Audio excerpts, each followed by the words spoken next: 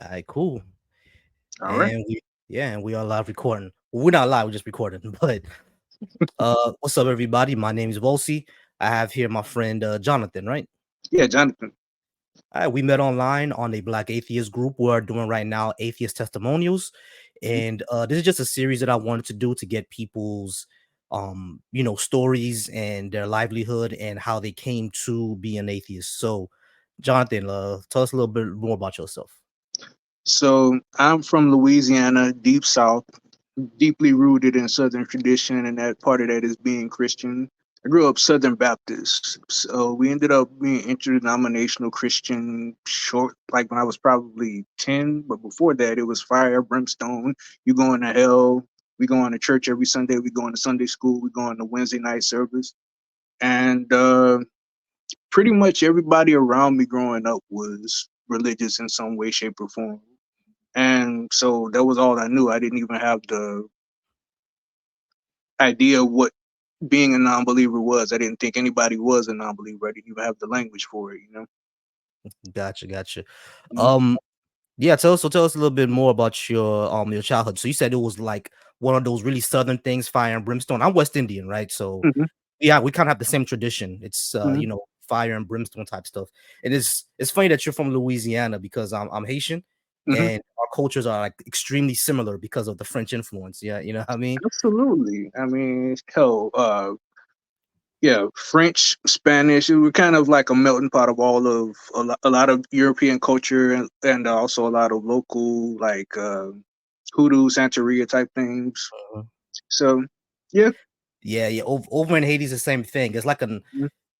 it's taboo in Haiti to practice voodoo, but at the same time, it's kind of an open secret that a lot of the Catholic priests and parishioners practice it. But So there's it's a like lot of overlap. I mean, hell, a lot of voodoo is just straight up Catholicism mixed with like African spiritual tradition. right, right, So, exactly, mhm. exactly. Yeah, what was it a taboo like hoodoo and stuff like that over in Louisiana for Christians to do? um, well, it's not talked about. See, it's kind of like back in the '90s, it was considered impolite to even bring up politics when you with family. It's kind of the same thing. Mhm. So people were doing it and not talking about it. So there's definitely people doing some stuff out here, doing some things. Mhm. Yeah, I feel they just kind of don't talk about it. It's the same. It's considered impolite. Like Mhm. you don't talk about what people is doing in private. Mhm. Even though in public they'll tell you that all the people who's going to the Gay Day festival, the Day of Mhm. the Dead over in Mhm. over in Haiti, they'll tell you that it's demonic and all these people are going to hell and all this other good stuff. It's Bro, I kind was of not even allowed to celebrate Halloween until I was like oh 16. you too. Yeah, that's the devil's holiday. What you talking about? Yeah, exactly. That's the devil's holiday, man. Mhm. That was us too, man. Like Mhm. it's so funny how many things we could connect on because it's like, yeah, that's the devil's holiday, and Mhm. it was always one of those things where it's like those are the days where spiritual doors open and all this other Mhm. crazy stuff that people will say, and that's the thing that I really I want to do another series on that later on Mhm. when we talk about how uh in America, is particularly is Christianity, but Mhm. I think it's all the Abrahamic religions. It makes you very, very vulnerable to like, conspiracies and like intellectual stagnation. In my opinion, you know what I mean? Like it happens a lot. But let's go ahead and get back into you. So you raised Christian all your life, and now Mhm. you're here at this point. Mhm. In your opinion, what brought you all the way to that? Was it like a hard turnaround or was it an easy turnaround? Like tell me that whole story of when you started discovering outside of the Christian narrative. So, uh, I bounced around schools when I was younger. Ended up going to a Christian private school for probably from seventh to about ninth, maybe midway through 10th grade. And one of my mandatory classes was biblical studies, but they Mhm. were going at it from the track of it being like historical. And Right. so, me being me, I'm trying to grasp the material. I did my own outside research, and I actually remember going to the public library and just, because when we were doing history and history classes, there were like citations, there were extra, extra textual sources or whatever. But I noticed with the Bible, there were nothing was really cited. The Bible was just the evidence for the Bible. So I went and did my own research. Mhm. And I remember probably around eighth or ninth grade, I found out about the Council of Nicaea, how the Bible was more of an anthology, a compilation. It was like intentionally revised and edited. Mhm. And that, along with the lack of extra biblical evidence for a lot of what it says, plus things that happen in that book that obviously weren't meant to be like historical fact or whatever, it just started making me question. So the way my mind works, once I start questioning something, I pick it apart, Mhm. and it ended up leading me to just a big, you know like an epiphany moment where I felt betrayed because I felt like I've been lied to my whole life. Mm. So, because I mean, it's like, has nobody actually looked at this shit? Like, I've been thinking I'm crazy because I'm not hearing God talk back to me. Right, right, right. So, You know what's funny about that? My experience was very, very similar mm-hmm, because when I started learning about history, just like you are, I'm a big history fan, right? I love reading about the past mm-hmm, and how it affects us today. When I started reading a lot about history, the two stories in the Bible that really contradicted a lot of historical narrative, a lot of history that we know, mm-hmm, was Adam and Eve and Noah's Ark. exactly. I Yeah. mean, yeah. I mean, this was before I ever actually looked at, this before I took high school biology and I understood how genetics work. But Mm, Uh, yeah, the global flood. No, there's so many different fields you can go through that contradict the idea that the entire surface was flooded at one time. We can trace back localized floods in like the cradle of civilization, but we never, like, you would see all sorts of evidence if everybody drowned on at one time on the Earth's surface. It just isn't there. it just isn't. Yeah, exactly. Because Yeah. Mhm, and the thing is, in it's a little funny because when you raise Christian and then you start to learn history, the mhm, first civilizations they teach you about is like Sumer, Mesopotamia, Middle Eastern mhm, places. So you're thinking that okay, this kind of matches up with the Bible because if there was a flood, of course the first civilizations would be there. And then when you start learning more about history, you're like, okay, hold on, there were civilizations earlier than those. Like the mhm. Indus Valley. Yeah, I mean, and the Incas, they were earlier than those. So it's like Right. okay, so when in the Chinese civilization, so it's like, okay, when was the flood supposed to actually happen? You feel me? Well, And yeah. that's what started me questioning. I mean, Adam and Eve left the garden, had two kids, and then their sons went and found wives. How does that work? Yeah. Like, where did the wives come from? And the crazy thing is, I noticed that as a young kid, I noticed it when I was like 6, 7 years old. I Hmm. even asked, I think that's the first question I had about the Bible. I asked, where did Cain's wife come from? It Yeah. was like that was the first question I had. Hmm. And I was just told, oh, I was brushed off. You got to believe it.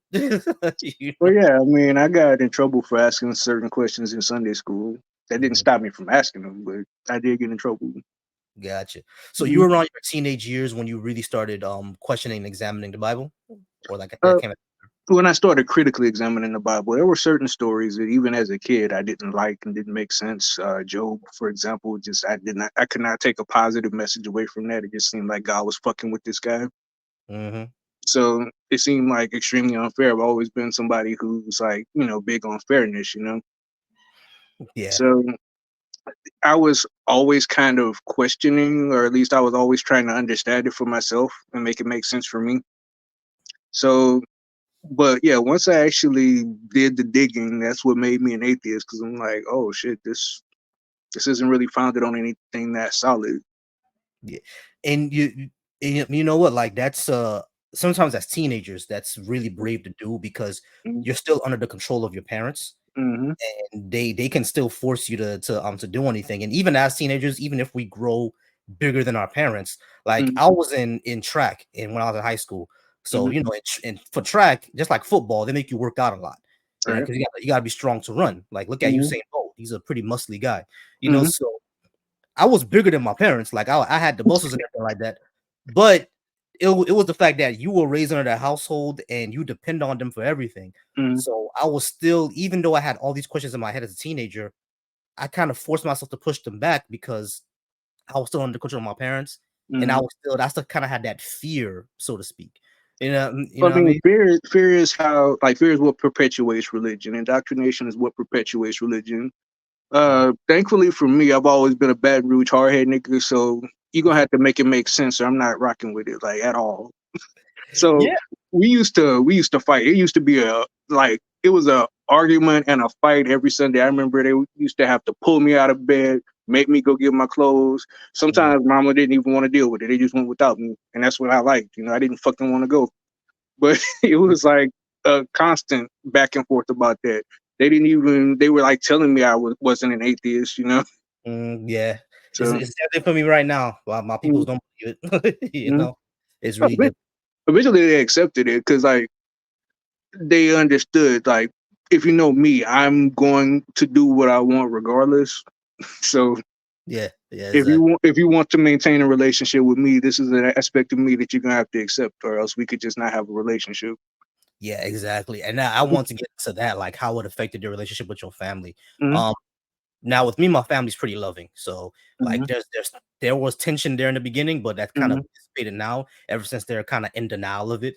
mm-hmm, But with you, where there are like a lot of butting heads with your mom and your dad and stuff. My dad's a pastor, mm-hmm. so Oh we wow, still haven't we still haven't butted heads over it yeah. because my dad's kind of in denial. He's kind of like not really questioning it. My sisters, Mm-hmm, I really butted heads with them about it. But mm-hmm. like, how was with you and your family? Like, did you guys butt heads a lot, or what happened with there?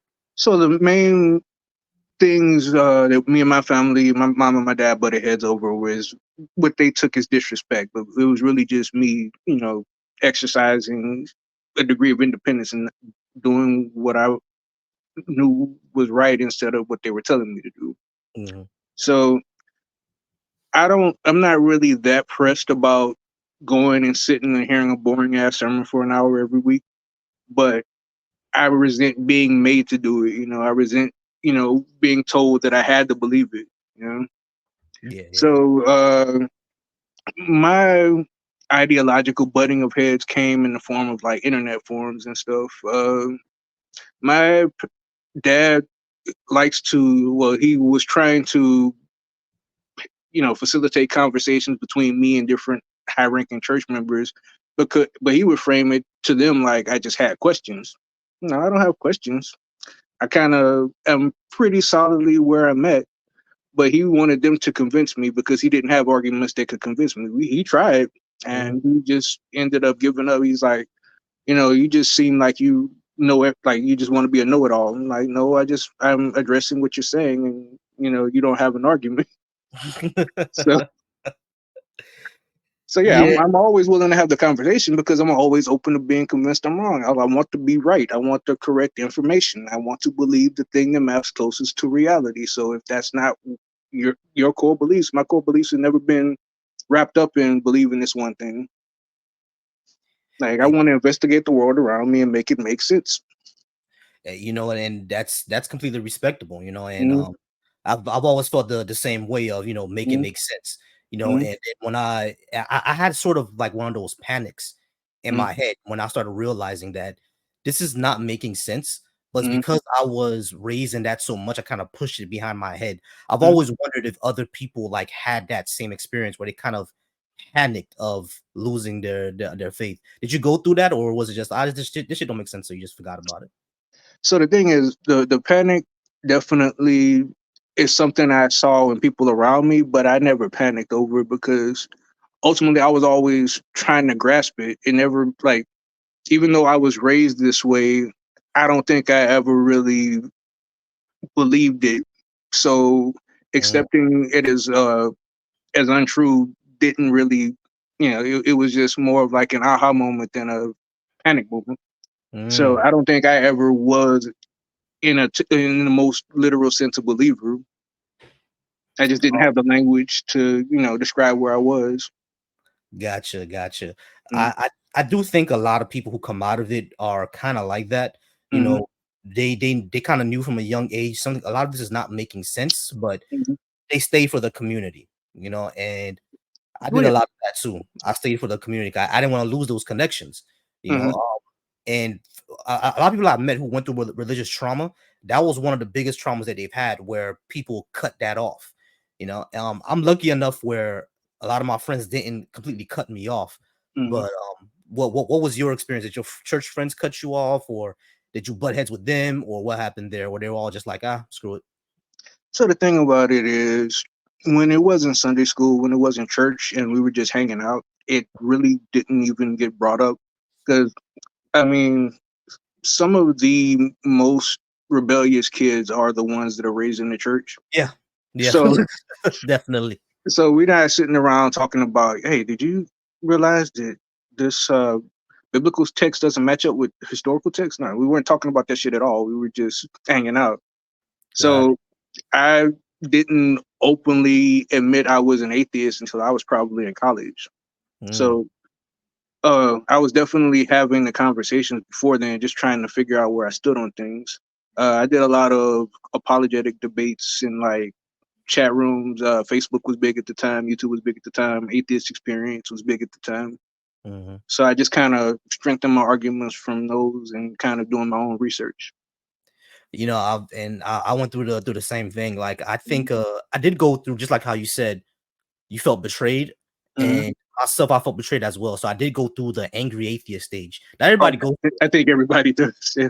Yeah, you think everybody goes through? Yeah, Oh yeah, I was pissed off at Christianity for probably about 3 years, man. yeah, same, Hmm. same. So I was pretty upset.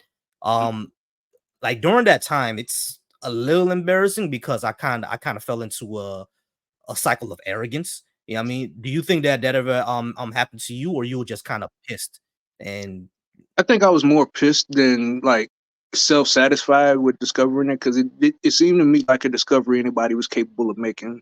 mm, I was more upset that like why was I told this as true? Why was I made to feel invalid for so long over something that's this tenuous? You know.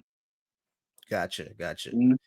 One thing I always ask is, because when we kind of like lose faith, or come to a Mhm. realization that we don't believe this anymore, a lot of the people who are curious about it, Mhm. they'll ask us, what did we lose? You know what I mean? Mhm.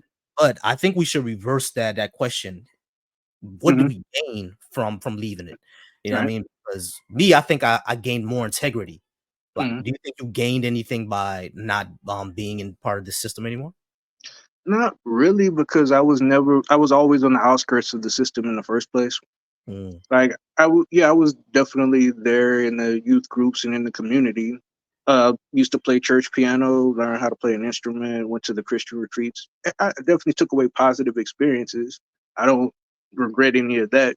So, but I'm still very much the same person I was then. So I don't feel like I gained or lost anything. I always tell people that atheist is the least descriptive and least interesting thing about me. We could talk about all kinds of other things, but telling you I'm an atheist, it's accurate, but that's not how I define myself. mm. Gotcha. Mhm. I do get that. I do understand that. It's the reason why I kind of do these, like, build these communities, is because folks like you and me who are in this position, we're the Mhm. minority in the minority. Right. So we don't have a Absolutely. we don't have a built-in community, so we kind of have to build it in between ourselves, if that makes sense. Hey, we could have the atheist cookout up there, man. I'll be on the grill. Hey, yeah, I would enjoy it. I would enjoy atheist cookout. I Mhm. would enjoy. Me personally, I think we should be a little bit more vocal. I think we should have Mhm. that change my mind type of tables that that Steven Crowder guy had. Oh God. Exactly. Yeah. Hey, Over, listen, I'm down for that. Hopefully, I don't get compared to Crowder though. yeah. Hopefully we don't. Yeah, I mean, like, I would definitely go out to one of those black mega churches, with under a tent. You know what I'm Mhm. saying? And say, we are black atheists. Talk to us and convince us God is true. So I would Hey, definitely, I bro. would definitely do Hey, that. I I'm would with the smoke. Fuck it, let's do it. I'm Yeah, good with that. I think I'm good for it, man. That sounds like a great time to me. yeah. But are you still in Louisiana, or you moved to, like, anywhere else? No, I'm still in Louisiana, Baton Rouge, born and bred. Like, not like this is where my support network is, man. Like, Mhm. uh, So I think that there are two different tracks of, you know, religious ideologues. There are the people who you have to accept it to be a part, or there's people who prioritize family first. I happen to be fortunate enough to have a family that prioritizes family first. So we could butt heads, we could disagree with each other, we could be mad at each other, but we still seeing each other, and we still, you know, we're still spending holidays together. We're still giving gifts. We're still supporting each other. We're still, you know, going to school events. Oh, such and such is having a bake sale. You go get a plate, you know. Yeah, yeah. So yeah, the family is the priority, and I'm grateful that my people emphasize that over religious belief. And you know what? Like, mine as well. Mm-hmm. And I think this is the I think this is basically kind of one of the big differences between ourselves being non-religious and Mm-hmm. them being non-religious. You know, Right. I've Yeah. seen this a lot where, they would say a lot of their family members cut them off. You know what Mm-hmm. I mean? But with us, and whenever I ask them, when I ask, people like yourself, hey, what your family, we butted heads, but they never cut us off. We're Yeah. kind of more together, like family first, just like how you said. Hmm. I mean, that's true to a point, but it just kind of depends on the flavor of poison that you grew up exposed to. Mhm. Jehovah's Witnesses, I've known several that were skin folk that were completely cut off from their support network, and there were Yeah. people who were family members that weren't supposed to talk to them, but still did because they cared more about their family than their religion. And I respect those people more than the ones that did go with the shunning. But Mhm. in Jehovah's Witness, if you get excommunicated, you're basically just not supposed to be interacted with or spoken to by anybody. Um, I used to live with a girl who was in that exact situation. Mhm. She was at odds with something that the church was, you know, preaching or whatever, and she got excommunicated, and she lost her entire foundation, her entire structure. She Mhm. had to just figure it out on her own, you know. And I think that's crazy to me. That's despicable, you know. Yeah, it is because it Yeah, traumatizes people. yeah, absolutely. Yeah, I mean, I've there's no belief that I have that would make me cut a family member off like that. yeah, I mean, I don't think I have any. I mean, it has to be Mm-hmm. something like really crazy, like you Mm-hmm. support, G side or something like that. Like that's really the only thing. That's like Yeah, I gotta think of something a crazy scenario for me to cut a family member off. right, right. I mean, and the thing is, I mean, nobody is like completely okay with everybody in their family, but if you prioritize family, you still interact with that person, even if it's limited. Yeah, You don't ever just completely sever ties, you know? gotcha. Mhm. One thing about atheism and or black atheists living in this society is that, as black people are we have a thing about relationships. That's what we talk Unevenly about yoked. the most. You know how that go. Yeah. We talk about that the most. Like Hmm. the biggest channels are about relationships.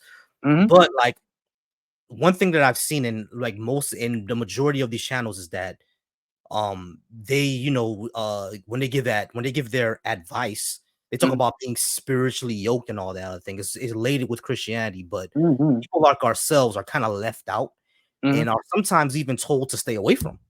Hmm. So it's like, and I saw that affected me before I met my fiance. That affected me out Hmm. in the dating world. Did you experience any of that, or were you okay? Oh, absolutely. Listen, I don't really lead with the fact that I'm an atheist because it's Mm, not that big of a, you know, what I would consider an aspect of my personality. But gotcha. and there are women who prefer I bring it up front. Or if you ask me on a first date, I'm definitely not going to shy away from it or lie to you about it. But Mhm, for the most part, when I'm dating, I'm trying to get to know the other person. So I don't have an issue dating Christian women, and a lot of Christian women didn't have an issue dating me either, but some of them did. mhm. So I've heard the unevenly yoked thing several times. I've had women try to use the relationship to pull me back into the church, which is a losing. You're gonna lose. Like the only way you're gonna pull me back is if you make it make sense. Yeah, you know what I call that? Mhm. Because I said the same thing before. I call that booty gospel. Because Hey, listen, I'll speak in tongues all day, but that don't mean I believe any of I this. believe it. Yeah, exactly. Yeah. That's what I call it. I call that booty gospel, man. They try Mhm. to they throw that booty at you and try to pull you back Hey, in. listen, man. Yeah, You know, you man, could throw it at me. I'm gonna catch it, but I'm not gonna. I'm not gonna I'm not go gonna. back in. Like, listen, we could. I show up. We could negotiate. I show up to Sunday school every once in a while. You know, uh, especially. but I'm not gonna believe in this again. You gotta make Yeah, a to me for me you believe. got to make it make sense. Like, so, yeah, no, I've actually had that happen before. I've had what tends to happen if people are intellectually honest and willing to have the conversations is they start to gradually get pulled closer to where I am. But sometimes people walk back from that ledge; they just aren't willing to step over it. You know. Yeah, yeah, exactly. Yeah, I mean, one thing that I started to experience a lot is I think I started feeling like used by a lot of them because they will tell me, hey, we can't be anything long term, Hmm. but you could still hit it every other Saturday though. You know what I mean? And it's Hey, like at the end I of the day, see you throw me that offer, I'll take it. yeah, exactly. I mean, that's how it was for a while, but after a while, I was like, I actually am searching for companionship. I just don't want to use for my body. Well, yeah, absolutely. Like, listen, I don't, I don't necessarily think it's a good idea to sleep around a lot or Mhm. have multiple partners because what it does is it kind of takes away your ability to actually form a connection with somebody. Right, right. So I don't necessarily recommend people live how I live, but I think I'm doing all right. Yeah, man. If you're doing, I always tell people what works for you works for you. You know, Hmm. you know. Yeah, but I mean, I'm not so ideologically entrenched in any camp that I Mhm. can't be with somebody who disagrees with me. I actually think disagreements are what make life interesting. Yeah, exactly. Yeah, Mhm. I feel the same way. It Mhm. does. It really, really does. That's why, like, I have a very eclectic group of friends. Like, and Mhm. my like even the person that I'm with right now, like, Mhm. she's into spiritual beliefs and obia Mhm. and like that. You know what I mean? So it's Yeah, if I you're don't dealing like. with black women, you're gonna deal with some kind of spirituality. That's Yeah, just odds are. the odds are Yeah. exactly the odds are you're gonna be dealing with some sort of spirituality. Mhm. I've told her I'm never gonna disrespect your beliefs and your altars. Mhm. I'm not gonna be like your ancestors are dead. Now listening to you, I'm never gonna do that. I'm gonna be like, Mhm. if that works for you and it grounds and centers you, Mhm. have your altar. Like I'm not gonna take that away from you. So Exactly. And I can actually respect, reverence for ancestors over whatever the fuck the Bible was. Because to me, my ultimate takeaway was just be obedient, don't question. That's yeah. that. That's what that was the overall message. Just listen. Do not question. Let go, let God type shit. Mhm. Yeah, and And you can miss me with that. yeah, basically. And that's what I think makes I think all Abraham basically the Abraham religion does this period, even Hmm. Islam and Judaism and Hebrew Israelites, it makes Hmm. you intellectually stagnant, basically, Hmm. because if you start saying, you can't question this, if any person can be gullible, any person can come by and say, I'm a man or a preacher of God and give you that most absolute BS, but you Hmm. believe. We've seen that. Yeah, I'm pretty sure you've seen some of my debates on TikTok where Yeah. it was taught that by somebody else, and it's absolutely insane stuff. You feel me? Yeah, saying the most crazy outlandish things with their whole chest. Yeah. I've definitely seen and experienced and argued against that and had a good time doing it. Yeah. It's a good time. Yeah, if you ever get a TikTok, trust me, it's a good time. It's a Right. very good time. It's hilarious, man. Hmm. But before we wrap this up, I wanted to ask you one last thing. Now, you Hmm. said that you know me, I do feel like I said, I feel that we should be more vocal as a community, as people who are black and non-religious. I think we should be more vocal, do more activism and things like that. Hmm. Uh, have you ever felt that we should more foster a community between us over being more vocal, or we can do both at the same time? Like walk and chew gum. What would be your opinion on that? I would say that multifaceted is probably the best way to tackle that. I Mhm. think the main thing keeping people in the church is the fear of lack of access to a community. So having a visible community that they could integrate into, that would make it a lot easier for people to be willing to take that leap. Because, I mean, I would even say that weekly events or bi-weekly events or whatever just to hang out, have people around, know about what each other's kids are doing, have a safe place, have other people their age around in a safe environment. I think that's a positive thing. And if you want to do it in the name of atheism, then I'm not opposed to that at all. So I mean, I think that yeah, the sense of community is what keeps a lot of people in the church. So there should be a secular alternative. And there's Unitarian churches, but for the most part, they ain't for us. Yeah, I've seen that. Like when I checked out the one in my area, it we weren't there. You know, Yeah, we weren't but every there. once in a while, you see one, two black dots on the fringes of the congregation, but that's about it.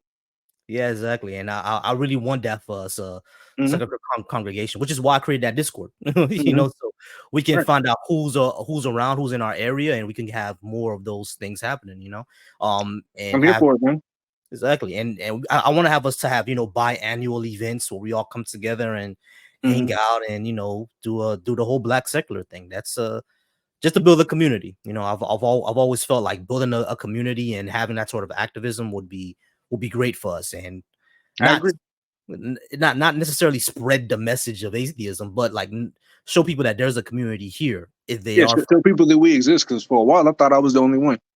Oh, listen, Yeah, minority within a minority. I hate exactly. within a minority because I'm from the West Indies, so Oh yeah, it's yeah. I feel minority that. and a minority and a minority. It's Hey, I crazy. grew up in the South, so I might as well be. Yeah, yeah. You're also a minority with a minority. Yeah. Hmm. It's all that, man. But look, it was great meeting you and hearing your story. I Hmm. definitely want us to do this again. This is going to be something called Atheist Testimonials, where I Okay. get stories, and you're the first one, so I appreciate you Hey, on. I first. appreciate you coming on, and I love to hear more of your story. If we do a part two, would love to Mhm. hear more of your stories as well, man. You seem like an interesting guy. Well, as you can probably tell, I love to talk, so fuck it, we can do it. Yeah, yeah, exactly. So, yeah, man. So I just want to go ahead and launch this. I'm definitely going to put this on the Black Atheist Coalition YouTube. Mm-hmm. Subscribe to that if you haven't, and I'll share it with you, and you can share it all around. All right, All right, sounds good. no problem. All right, Jonathan. I do appreciate you, man, and you have a nice night. All right, brother. All right, you too. Take it easy. Take it easy. Peace.